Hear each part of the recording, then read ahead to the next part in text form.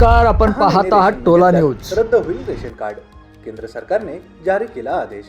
केंद्र सरकारने सार्वजनिक वितरण प्रणाली अंतर्गत एक आदेश जारी केलाय. त्यानुसार 6 महिन्यांपासून रेशन न घेणाऱ्या व्यक्तींची रेशन कार्डे तात्पुरते निष्क्रिय करण्यात येतील आणि त्यानंतर पुढील 3 महिन्यात घराघरात जाऊन तपासणी व ई-KYC द्वारे त्यांची पात्रता पुन्हा ठरवली जाईल. आपल्याला सांगू इच्छितो की प्रधानमंत्री गरीब कल्याण अन्न योजना अंतर्गत मोफत रेशन न घेणारे लोक देखील या प्रक्रियेच्या कक्षेत येणार आहेत. केंद्राने राज्य सरकारांना हा आदेश काटेकोरपणे लागू करण्याचे निर्देश दिलेत.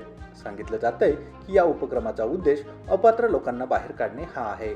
याशिवाय ग्राहक तसेच अन्न व सार्वजनिक वितरण मंत्रालयाच्या अधिकाऱ्यांनी सांगितलं की रेशन कार्डच्या पात्रता यादीची देखील प्रत्येक 5 वर्षांनी तपासणी केली जाईल.